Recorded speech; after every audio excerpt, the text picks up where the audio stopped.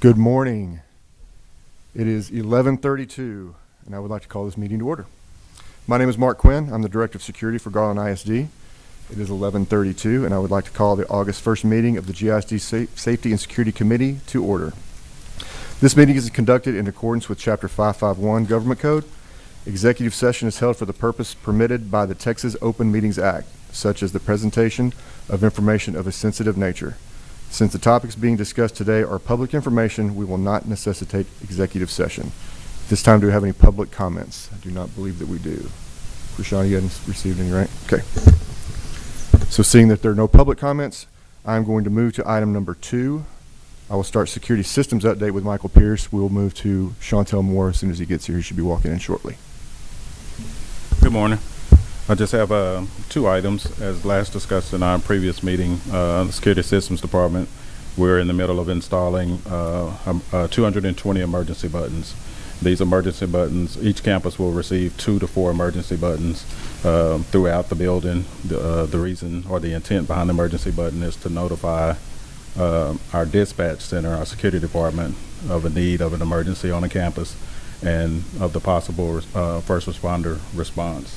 We're in the middle of that. We hope to complete that by September 1st.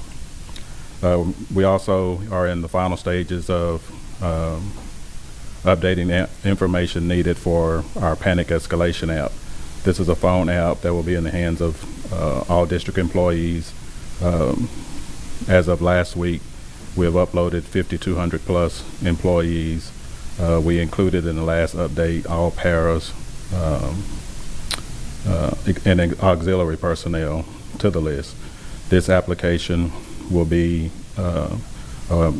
two-way communication or a group conversation between selected individuals of a need of an emergency on a campus. The sender will be identified by photo, by title, and by school location. It'll pop up if I send you the message, then what you will see is my photo, my title, and my distress message. That message will go out to selected individuals, your security team, your admin team, of the need of an emergency. It's intended to be a silent conversation. No need to make a call. In the instance where you can't use a telephone, you can't get up and go push a button. You have this application as a tool to use in the need of an emergency. And we hope to next week roll that out along with a how-to video next week to all employees of GISD. That's all I have. Is there any questions? Yes, sir. Thank you. Sometimes it gets a little confusing of all the different ways we have to communicate emergencies. Could we just go over that so the public watching could understand their panic? What's in each classroom? What's around the building? I know we've talked about these 2 new things. We just go over that whole, sure, all the things that exist. I'll let Mike start and I'll supplement. Yeah. So on the campus level, we have a panic button, and the panic button is used by anyone, but it's used to put the campus on lockdown. Is that in every classroom? No, sir, those are just strategically placed mainly in the admin areas, Okay. to be used mainly by admin staff. But that, when activated, will enunciate a lockdown message overhead and put the campus on lockdown.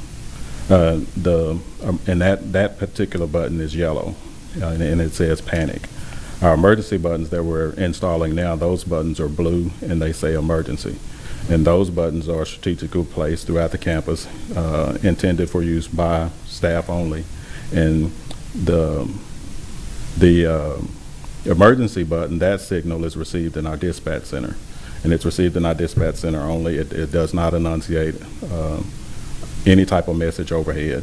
Okay, so the panic buttons are mostly at the administrative area. These new emergency buttons, you said there are 220, 2 to 4 per school. Yes, sir.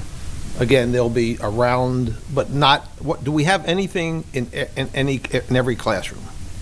No, what we have in the classroom is a cell phone. And the cell phone is not the cell phone, but the desk phone. The desk phone, using the desk phone, they have a means of contacting our dispatch center. They have a means of dialing 911 and any other extension they need to. Okay, so that's a district phone that's in every classroom?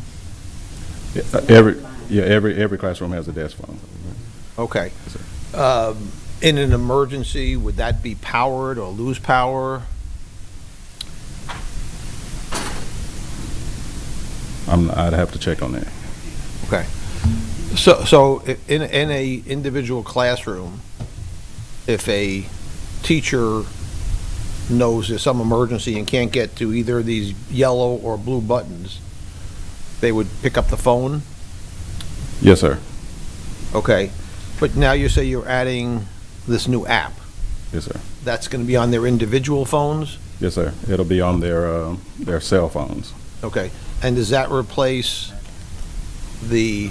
It's in addition to. It's another tool to use just in case. Okay, so let's say I'm a classroom teacher. Which way would I go? Would I pick up the phone or use my cell phone?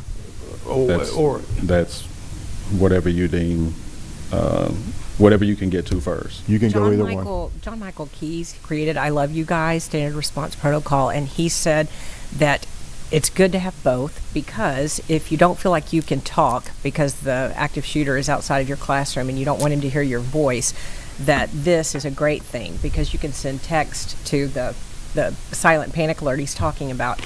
And then back to in every room, I just wanted to tell you that the phone is a silent panic alert system. Like, we've checked with the powers that be, and that counts. You don't have to dial 9 to get out, and when the electricity's off, it still works. Ah, okay. Yes. And another thing, when you dial 911 from our hard lines, it registers in dispatch that a 911 phone call was made.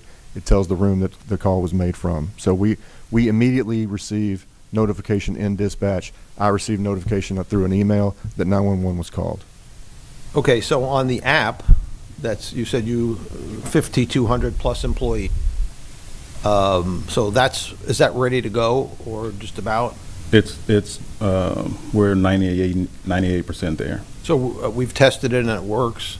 Yeah, it's a company. They have other districts that they employ also. They work with Oracle, and they've tested it. We've added, on the 26th, we added the auxiliary and the paras, and we've gone over the how-to video, and hopefully next week we'll roll that out to all staff members. So okay, is it going to be confusing to a teacher, let's say a new teacher, which pick up the phone or use my cell phone? How do they make that choice? That choice is completely theirs. Whatever they're closest to, whatever's more convenient for them, whatever's quicker for them, they'll be able to use both, and they will both work effectively. Okay, good. Thank you all. Any other questions on anything? Yes, ma'am. Yes, thank you. The items that you just explained, from the yellow button to the blue to the landline to the apps, can you all just do a one-pager, a sheet, or a card so that all board members have that?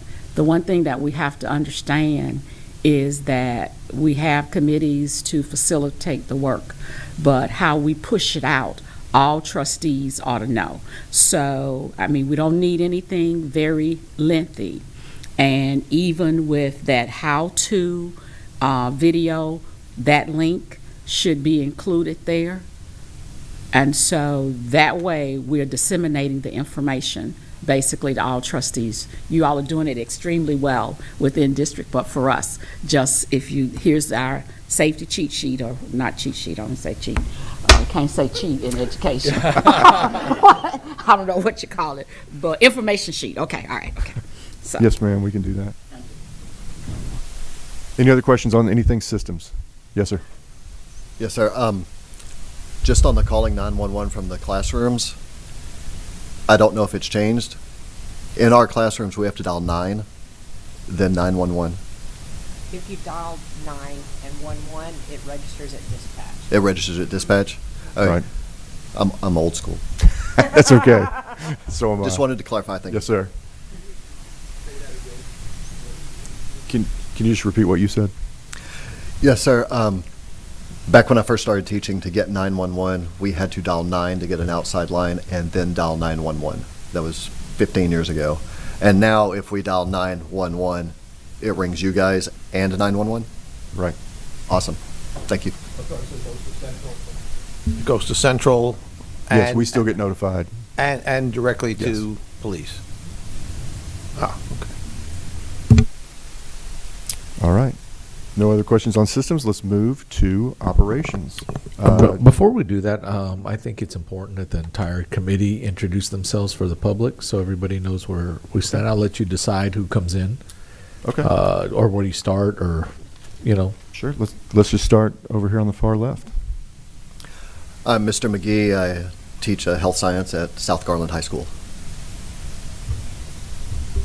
I'm Tracy Burkfield. I'm on the state PTA and Garland Council PTA, representing parents.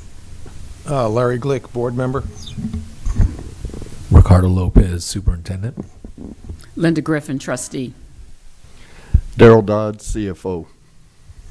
I'm Mark Quinn, Director of Security. Shelley Garrett, Assistant Superintendent of Safety and Operations. Michael Pierce, Security Systems Coordinator. Chantel Moore, Operations Coordinator, Security. Brent Merriman, Sergeant with the City of Sachse Police Department.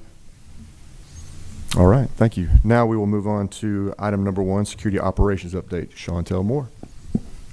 Good afternoon. So, as far as the ops update, security operation teams have been getting trainings this summer. We've been updating our crisis intervention training for as our CPI of how to deal with the students while we're on campus, for as our hands-on techniques if we have to break up fights. We've been doing our first aid, CPR trainings, making sure we're prepared to be able to aid any student that may have a medical emergency while we're there in our presence. Our Tri-City PDs, for as RPD and GPD, both did alert training last week to stay ready for any type of active event to be able to protect our district. We're proud to know that they used our campuses to do that for Shrady and Garland High School last week. And I'm proud to say that we have a new dispatch program that we actually started today. It's called OmniGo. And OmniGo is going to help us streamline our overall day-to-day process. It's going to help us manage and respond in an appropriate manner for us keeping records and being more efficient with redundancies in our reporting, but it's also going to be real-time helpful when it comes to securing lockdowns. So other than that, we're just excited for this new school year.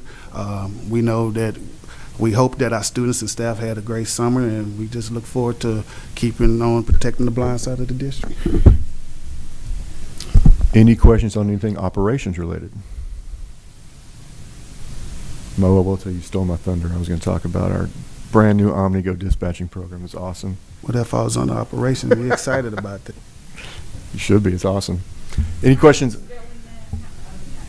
I think I'm hearing what you're calling it. OmniGo? OmniGo.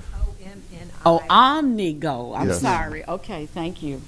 It is Maybe I'm the only one that. It is a true CAD dispatching system where it's Okay. much more efficient than the system we had.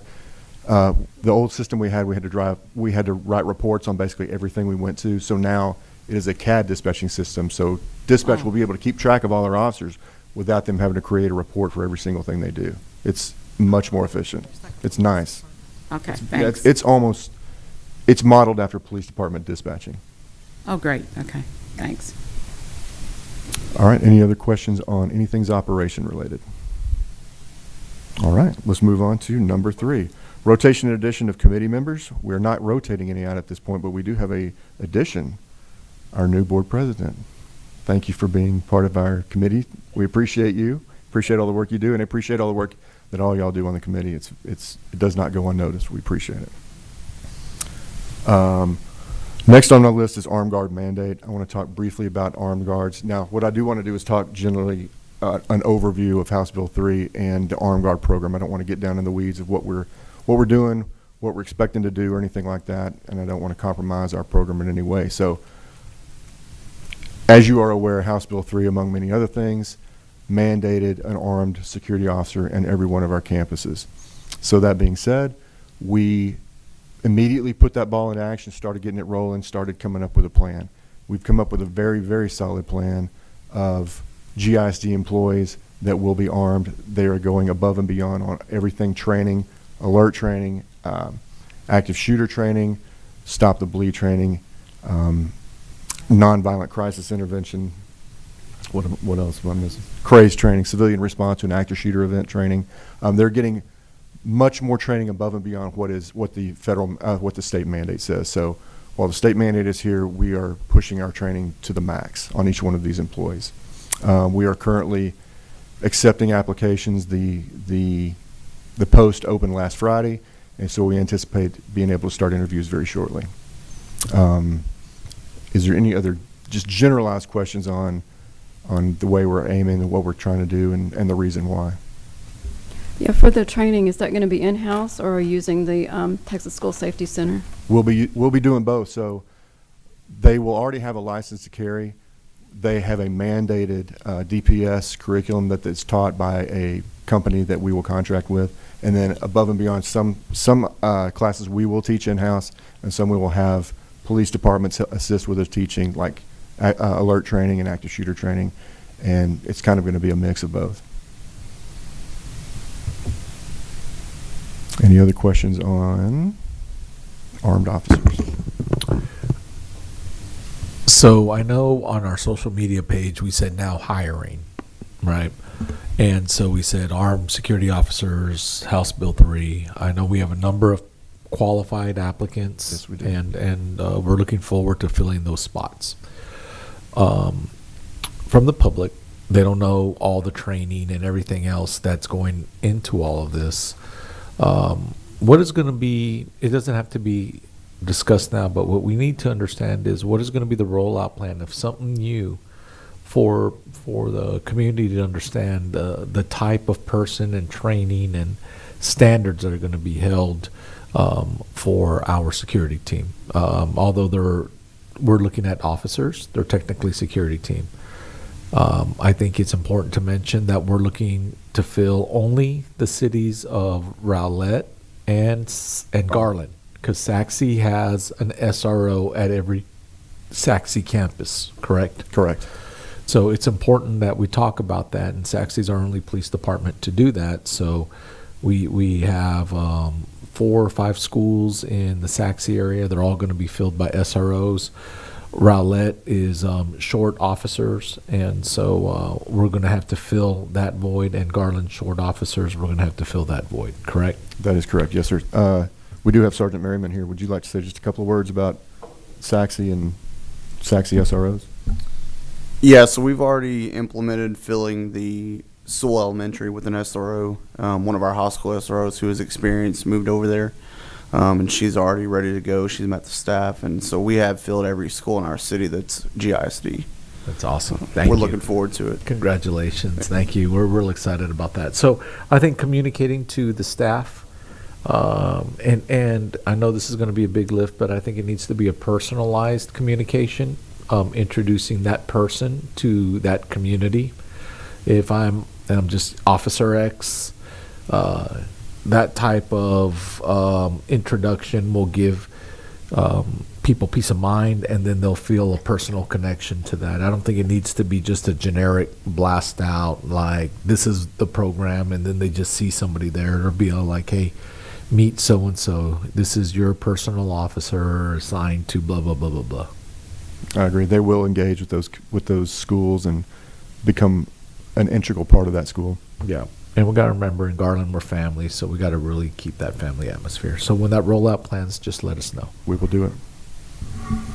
I had a question from some of the public. We are going to have some type of uniform that they will be wearing. Have we decided on that? Yes, sir. That is correct. They will have a uniform. It will not be a traditional police uniform like what you see down at the end of the table. It will be more 511 pants, for lack of a better term. They're cargo type pants. Like, Polo. they're like, these are BDUs. Yeah.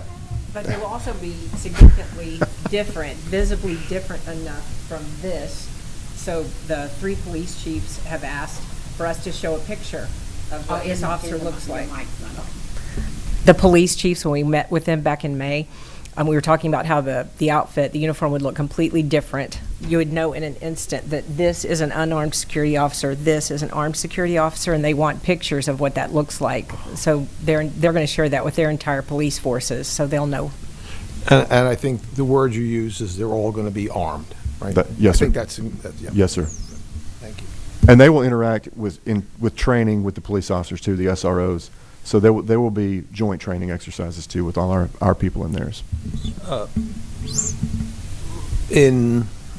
I know in Garland, I think in Rowlett, there are supervisors who work with our SROs. Right. Will those supervisors have any role with the armed security officers that we hire? They will not have a role in as far as supervision. They will have a role as far as interaction with them. So we will have a rotational basis between our elementary school SROs and our elementary armed officers. So they will interact frequently, but they will not be directly supervised by the police officers or the police supervisors. Okay, you just brought up a question. So right now, let's take in either Garland or Rowlett, we have floater officers. Yes, sir. Who will go in 3, 4, or 5 schools. They now, those floaters will be assigned to a specific campus, or they will, is that how it's going to work? We will still have floaters. Now, what we wanted to keep was that relationship between with the schools and their SRO. So we will have a rotation between the SROs and the armed security officers. So those armed officers, as well as the elementary school SROs, will be rotating from campus to campus just to maintain that relationship.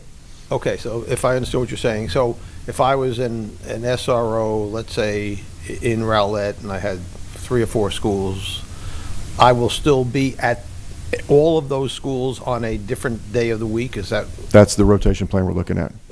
And our SROs in the MOU, they have duties outside of arresting, et cetera. It's education, so we still need those floaters to go and do those education pieces at all times. Also, the armed security officers will not have law enforcement capacity. They're there for one reason only, and they are not going to be allowed to arrest somebody. So they're still going to call 911, and we're going to want that floater to show up as fast as they can if it's an arrest for drugs or weapons or what have you. What it sounds like it allows you to do, too, is if I'm pulling an SRO off a campus to handle another campus, we could switch the security guard so there's always armed presence to protect our children. We have a lot of flexibility Yeah. in how we can move these people around. Yes, ma'am. I want to ask a question.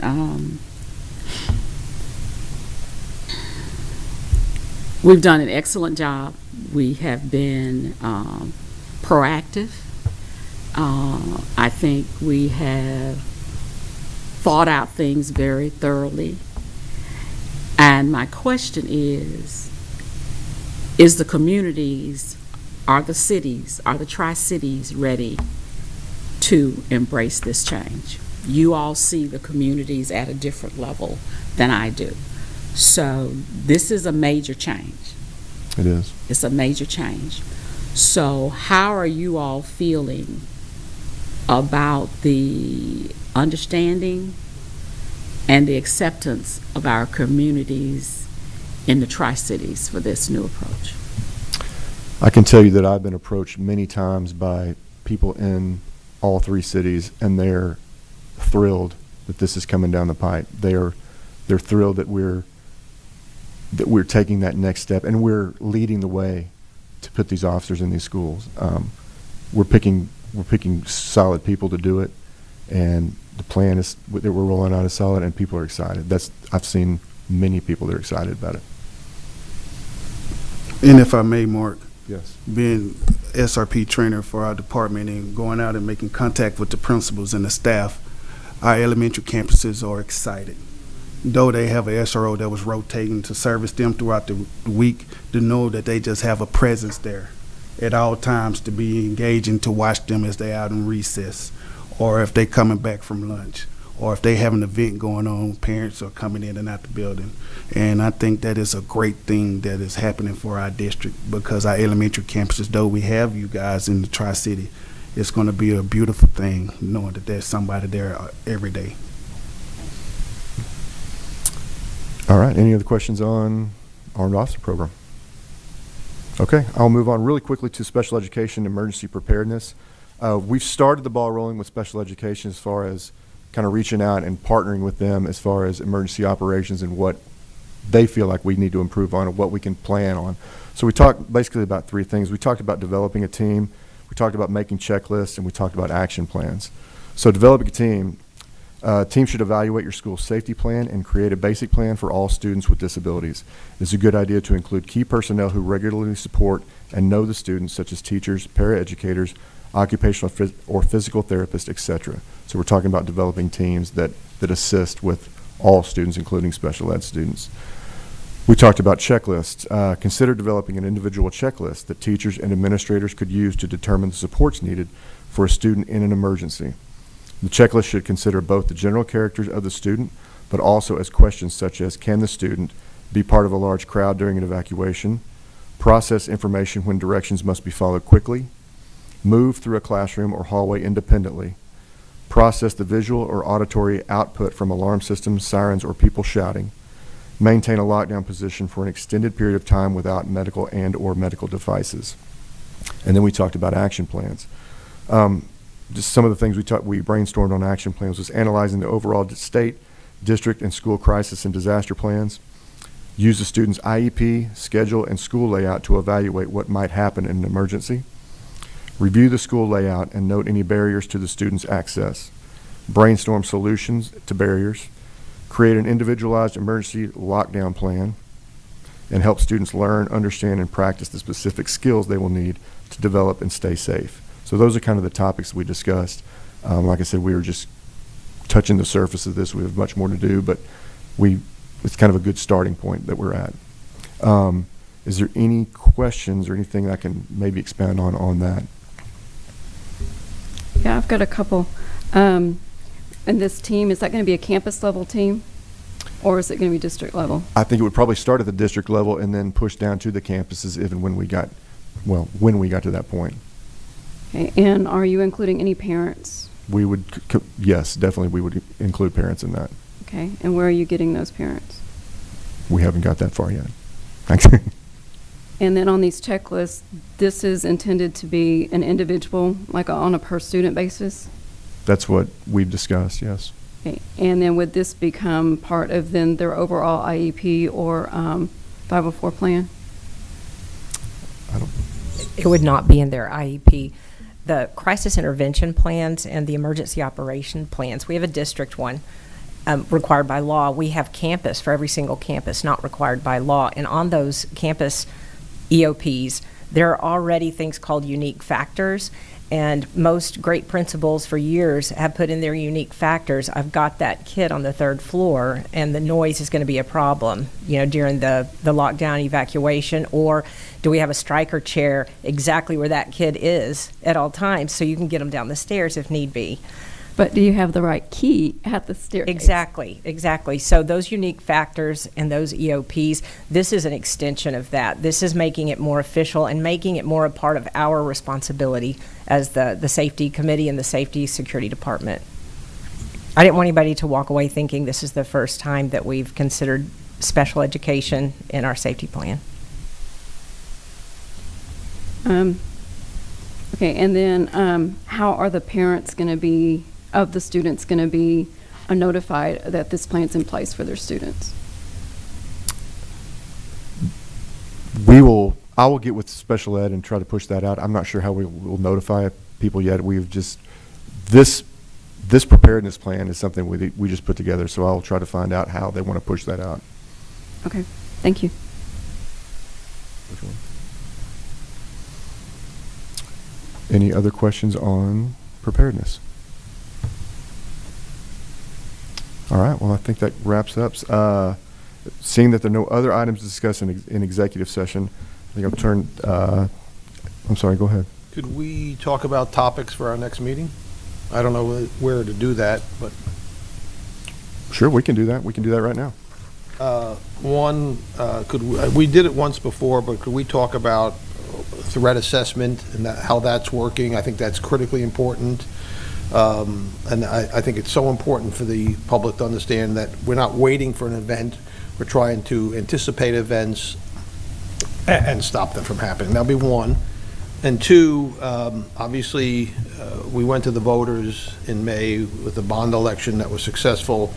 We promised certain things. We know there's, we have different words for the film we're using, different descriptions. That's one thing. I don't know if anybody has the same terms they use for the film, where that's at, when that's going to be installed. Two, other things that we're including in the bond, like fencing and things like that. We'll talk about the bond and all the safety features that were in the bond and what process we're at in getting those all installed and working on. Thank you. Yes, sir. Any other questions?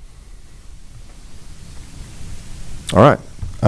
We have no other items to discuss, so I would like to invite Dr. Lopez if he would like to provide any closing comments. The floor is yours. So first of all, I want to thank the public and those that are interested in our safety security, our teachers taking time in the first week of school before kids get here. I know your preparation is huge. We have parents that they need to get their kids ready too. School is right upon us. And I'm going to compliment this team. When House Bill 3 was barely being formulated, Mark Quinn, Shelley Garrett, and their entire team of just got together and started brainstorming, and they came up with a brilliant plan on how to address the needs of House Bill 3, right? And they did it in a very pragmatic way that is now catching on across the Dallas-Fort Worth area. I know a number of school districts have reached out to this district for guidance.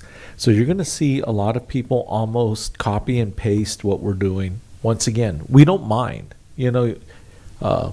Imitation is the best form of flattery, right? And so they've done it to us in the past, and maybe some school districts will get more praise because they'll tout their own horns. We're just about the work. We're just about making kids safe. We're just about helping other people out. And if all of those factors help out the whole community, hey, we're good with it. But you all have done an outstanding job, both of you. And the second thing I want to say is I want to thank, we got two of our veteran board members here, Linda Griffin and Larry Glick. And before this was mandated by law, I was invited by the governor to be on his security task force in 2018, and we went up there and we met with the governor, and he had a lot of initiatives and plans that were formulating at that time. But everything now that has been formulated from there to this point, most of those things were answered in the 2014 bond. That was the visioning of security, from the vestibules to the sensors on doors to many other things that we can't really talk about out here. The board of trustees in 2014, and both of these to the left and right of me, were on that dais, making decisions in betterment of the district, and there's foresight. So safety and security is always on our mind. It is paramount in Garland, USA. But everybody will tell you, no matter how hard your systems and sophisticated your systems are, the number one way to stop a crisis is through a nosy neighbor, okay? The person that says, wait, there's something not right here, and they're going to pick up the phone. The number one person that stops a crisis is a snooping parent. Go through their backpacks. You have every right. You bought that stuff. It's yours, not theirs. Go through their cell phone.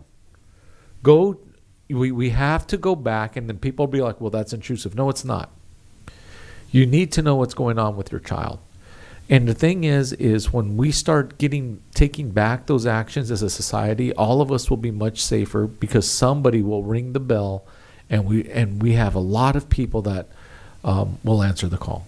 So as we're going closing, I pray that our district stays safe, and that our kids stay safe and our teachers stay safe. So I think we're off to a good start, and I thank you for everything you do. Appreciate it. Thank you, Dr. Lopez. We've now completed the scheduled order of business, and there's no further business for this assembly to consider at this time. I declare this meeting adjourned. Thank you.